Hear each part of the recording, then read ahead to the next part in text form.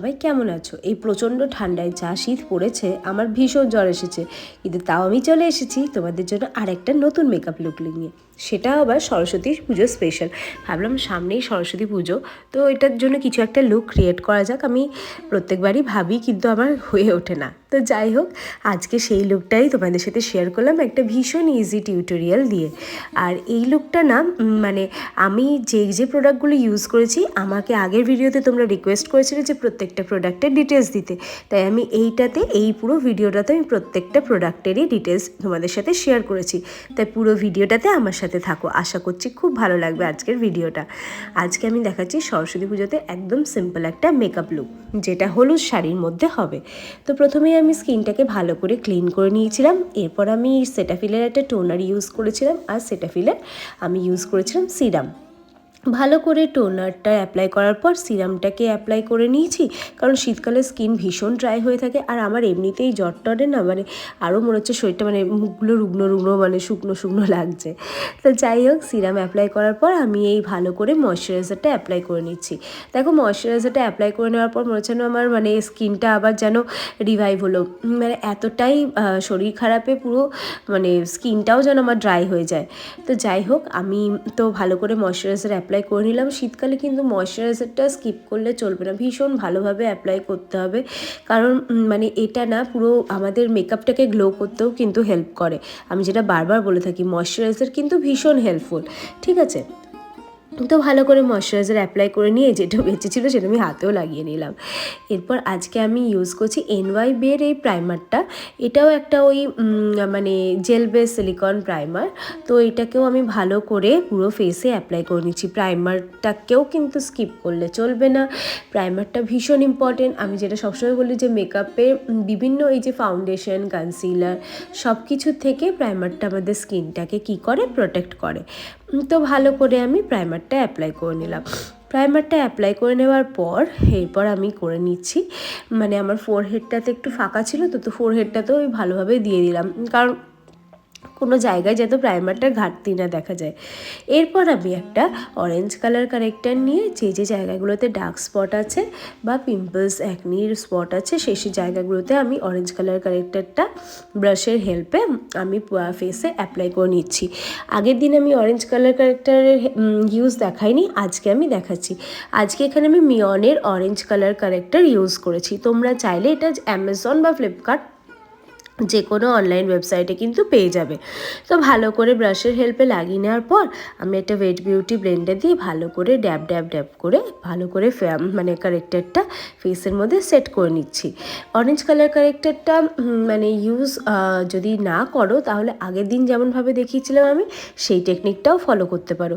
সেই আগের দিনের টেকনিকটার আমি লিঙ্কটা না আজকের এই ভিডিওর নিচে আমি ডেসক্রিপশনে দিয়ে দেবো, চাইলে ওইখানে গিয়ে দেখে নিতে পারো। তো ভালোভাবে অরেঞ্জ কালার কারেক্টারটা আমি ওয়েট বিউটি ব্লেন্ডার দিয়ে ড্যাব করে পুরো ফেসে আমি বসিয়ে নিচ্ছি। আর ওই যে ওইদিকে আমার মেয়ে বদমাশি করছে, তাই মাঝে ওকেও একটু দেখতে হচ্ছে, এই আর কি। আসলে বুঝতেই পারছো তো যে মানে মায়ের হাতের কাছে এত মেকআপ দেখলে ও এতটাই খুশি হয়ে যায়। ইভেন ওকেও আমি একটা এমনি খেলনার মেকআপ সেট কিনে দিয়েছি, তো সেটাকে নিয়ে ও খেলছিল। যাই হোক, তো এইটার পর আমি কিন্তু আজ কিচ্ছু ইউজ করছি না, অন্য কিছু। এরপর আমি মামা আর্থের এই ফাউন্ডেশনটা ইউজ করছি। মামা আর্থের এই ফাউন্ডেশনটা মানে আমার এতটাই ভালো লাগে, এটা একদম লাস্ট পর্যায়ে চলে এসেছে। দেখো পুরো বটলটা কিন্তু ফাঁকা হয়ে গেছে। তো এখান থেকে আমি একটু করে নিয়ে নিচ্ছি, পুরো ফেসে লাগিয়ে নিচ্ছি। মানে এই ফাউন্ডেশনটা ভীষণ ভালো, এটাতে খুব একটা সেই হেভি লুকও দেয় না, আর মানে এতটাই স্কিনের সাথে খুব সুন্দর চলে যায়, মানে আমার তো খুবই ভালো লাগে। একদম কি বলবো, রেডি টু গো টাইপের লাগে একটা ফাউন্ডেশন।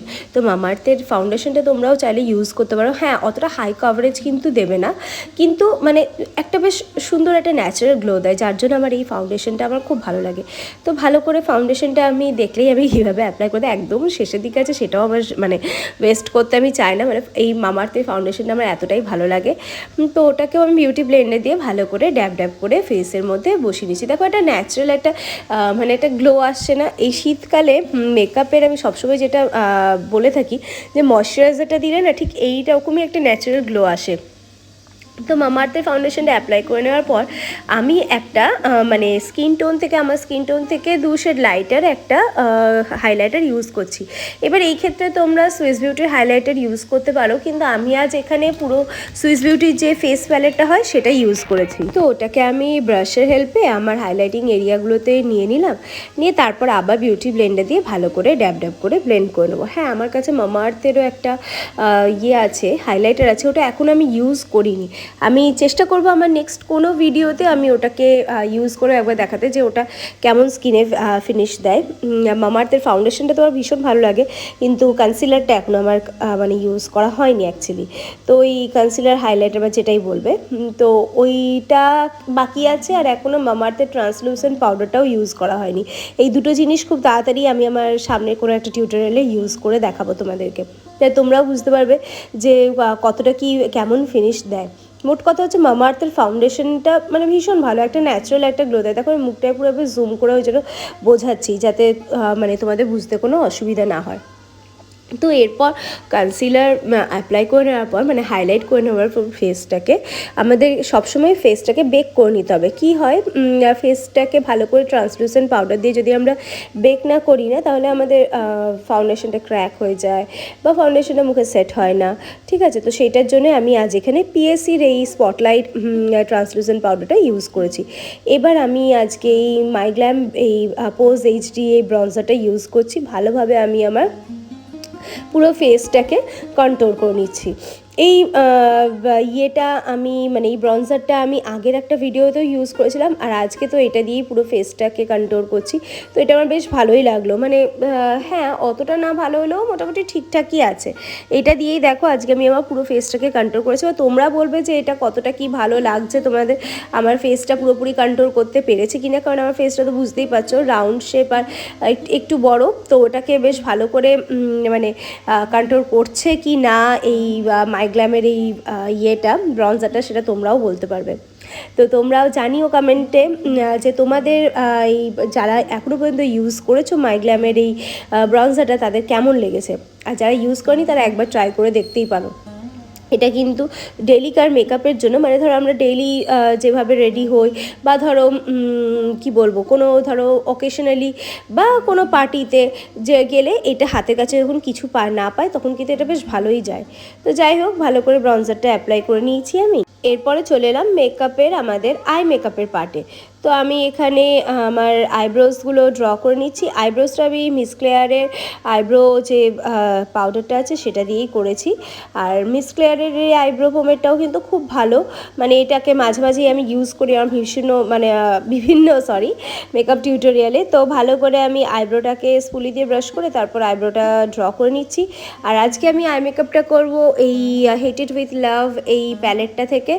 এইটাতে এতগুলো শেড আছে, এটাতে মানে সব রকম শেড আছে, যে কোনো দিনের জন্য যে কোনো অকেশনের জন্য যেরকম ইচ্ছে সেরকম মেকআপ করা যায়। আমার এই প্যালেটটা খুব ভালো লাগে। এরপর আমি তো এবার আই মেকআপটা ক্লোজলি আমি দেখাচ্ছি। এবার আই মেকআপের প্রথমে আমি আগে ট্রানজিশন শেডটা ক্রিয়েট করে নিয়েছি। ট্রানজিশন শেডটা আমি একটা ব্রাউন কালার নিয়েছি, ওটা দিয়ে আমি আমার ক্রিজ লাইনের ওপরে ফার্স্টে দিচ্ছি। দেখুন এইভাবে সার্কুলার মোশনে আমি দিচ্ছি, যেভাবে আমি করি ওইভাবেই করো। এটাতে কিন্তু ভালো করে মানে ব্লেন্ড করা যায় আইশ্যাডোটা, ব্লেন্ডিং না হলে দেখতে ভালো লাগে না অ্যাকচুয়ালি। তো এরপর এর থেকে একটু মানে এই পুরো ট্রানজিশন শেডটা দুটো চোখেই আমি মানে আইলিডেই অ্যাপ্লাই করে নেওয়ার পর তারপর সেম প্যালেট থেকেই আমি আরেকটু ডার্ক ব্রাউনিশ যে কালারটা হয় সেটাকে আমি একটা ফ্লাপি ব্লেন্ডিং ব্রাশে নিয়ে নেবো, নিয়ে ঠিক আমার একদম ক্রিজ লাইনের ওপর আমি অ্যাপ্লাই করব।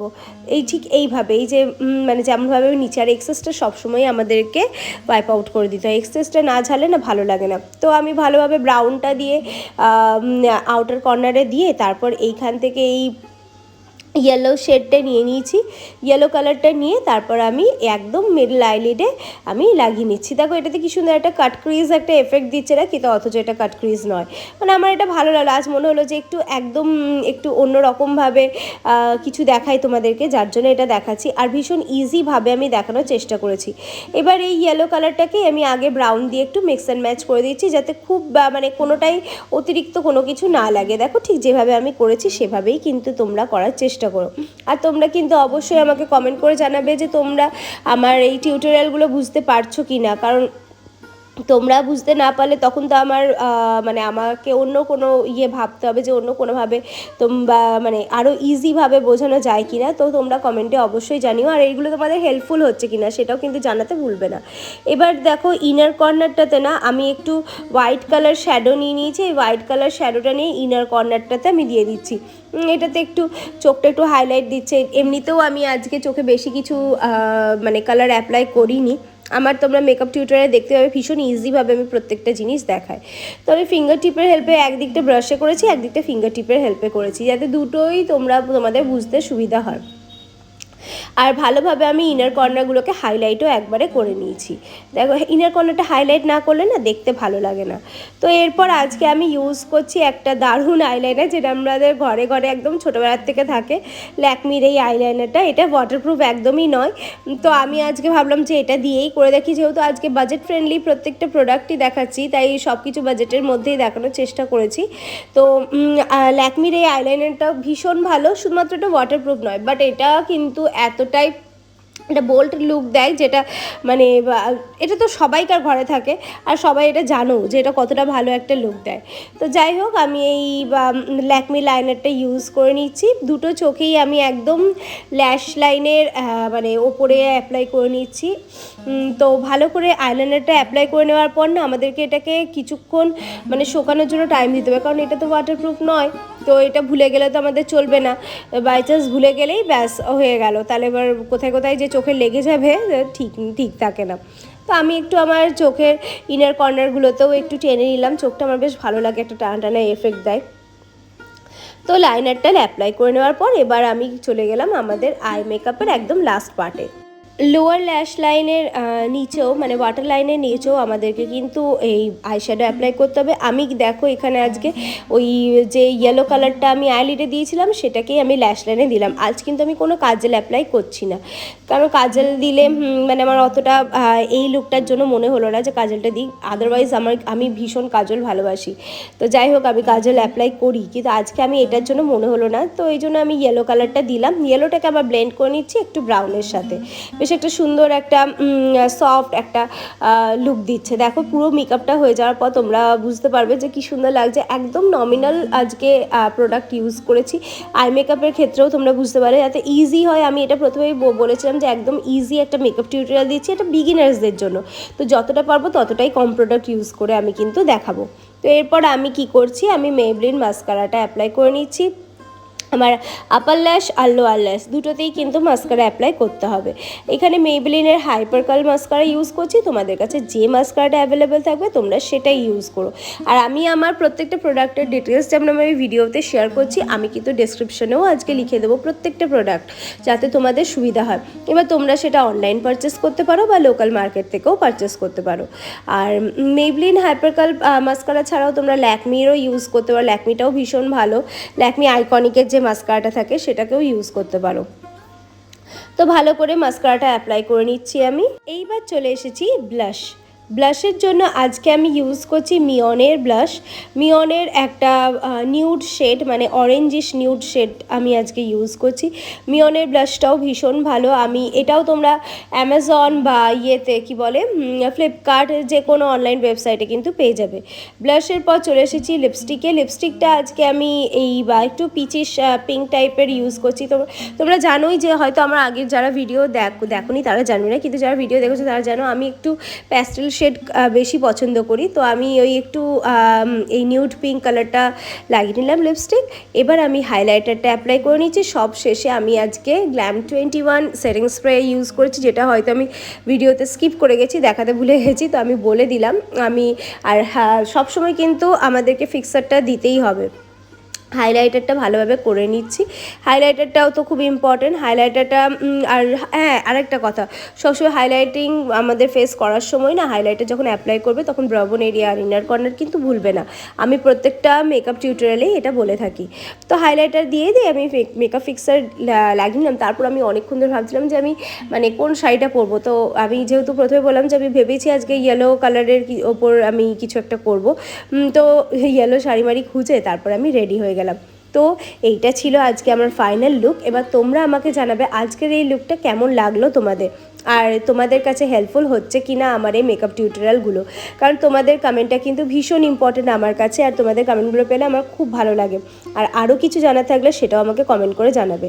লুকটা ভালো লাগলে আমার চ্যানেলটা সাবস্ক্রাইব করে দেবে, আর আরও অন্য কোনো লুক দেখার জন্য মানে যদি দেখতে চাও সেটাও কমেন্ট করে জানাবে। চ্যানেলটা সাবস্ক্রাইব করে দেওয়ার পর বেল আইকন প্রেস করতে ভুলো না। সবাই খুব ভালো থেকো।